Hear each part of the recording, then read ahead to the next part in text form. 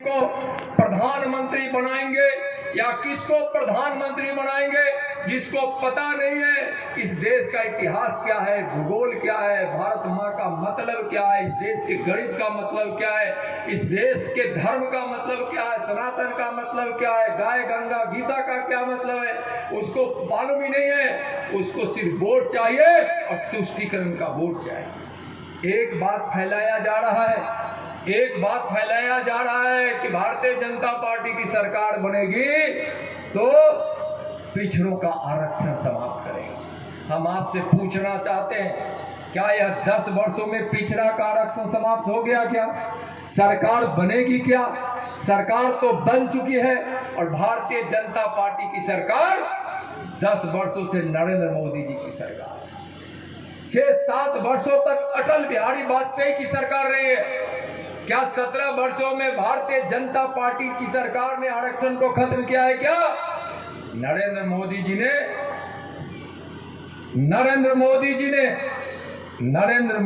ने आरक्षण को मजबूत किया है।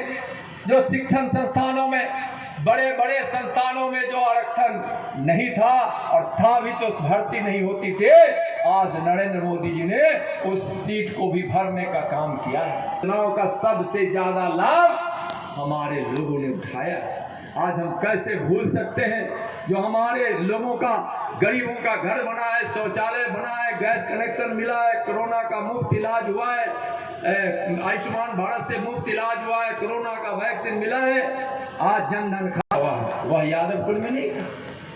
उसी धरती के, जिस धरती पर भगवान कृष्ण जन्म लिए थे।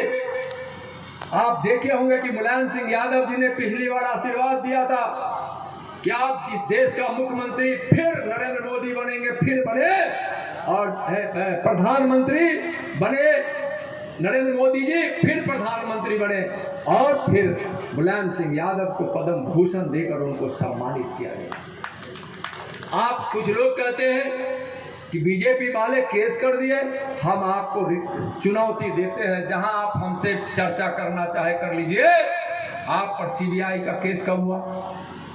जब कांग्रेस के प्रधानमंत्री थे। आप पर वह चार्जशीट कब हुआ? जब देवगौड़ा थे। जेल कब गए? तो गुजराल थे। फिर जब मनमोहन सिंह हुए तब आप पर फिर कार्रवाई हुई। आप बताइए कि क्या उसमें कहां भारतीय जनता पार्टी थी? तो आप तो सत्ता के लिए आज कांग्रेस के पास है। बंधुओं, झूठ और भ्रम से बाहर निकलिए। एक बात मैं आपसे विनती के साथ कहना चाहता हूं, आप अपने विराट रूप को देखना चाहते हैं तो आप कहां आपका विराट रूप है उसको परखिए, समझिए और उस विराट रूप के साथ रहिए। माँ कन्हैया और जसोदा मैया में जब बातें होती है, कन्हैया को जब माँ बोलती है कि तो मुंह खोल कर दिखाओ कन्हैया, तुम माखन नहीं खाए तो कन्हैया बोले कि अब तो हम पकड़े गए। कन्हैया ने मुंह खोला तो जसोदा मैया देखे कि पूरा ब्रह्मांड हमारे लल्ला कन्हैया के मुख में। उस ब्रह्मांड का दर्शन जसोदा मैया की आज जब अपने विराट रूप को देखना है तो जिसकी मैं एक एक प्रदेश गिनाया हूं, बहुत तो छूटा हुआ है, विराट रूप आपको अगर दिखाई देगा तो भारतीय जनता पार्टी में दिखाई देगा। आपकी गौ माता और गीता का सम्मान, गंगा का सम्मान, आप जिस धर्म के लिए जाने जाते हैं उसका सम्मान आज भारतीय जनता पार्टी करती है। तो आप आइए और नरेंद्र मोदी जी के सिपाही को, एनडीए के प्रत्याशी को, चिराग पासवान के प्रत्याशी को, नीतीश कुमार जी के प्रत्याशी को, भाजपा के प्रत्याशी को, उपेंद्र जी तो खुद राष्ट्रीय अध्यक्ष है अपनी पार्टी के, जीतन राम मांझी के सिपाही को, इन सब नेताओं को जिनको आशीर्वाद प्राप्त है उनको आप जिताइए।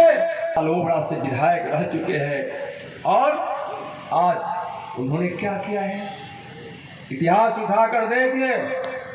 चुनाव है, मैं खोल कर कहता हूं, सबसे ज्यादा अगर माले प्रत्याशी जो आज यहां खड़े हैं राजा राम सिंह जी, और राजा राम सिंह ने सबसे ज्यादा किसी को केस में फंसाया है और सबसे ज्यादा किसी की हत्या करवाया है, उस हत्यारे का नाम है राजा राम सिंह। उसका नाम है राजा राम सिंह। बदला लेने का समय है। अगर आप उससे प्रत्याशी को जीतने देते हैं तो कल जेल के सलाखों के बीच सबसे ज्यादा किसी को जेल भेजेगा तो राजा राम सिंह यादवों को भेजेगा। किसी का जमीन हड़पेगा तो सबसे ज्यादा यदुवंशियों का हड़पेगा। अगर किसी का सर कटवाएगा तो वह सबसे ज्यादा यदुवंशियों को कटवाएगा। भाइयों, इस चुनाव में लोकतंत्र ने जो आपके हाथ में वोट का अधिकार दिया है, जो अधिकार के रूप में हथियार दिए हैं, उस अधिकार का उपयोग कीजिए। एक एक वोट उपेंद्र कुशवाहा जी को दीजिए।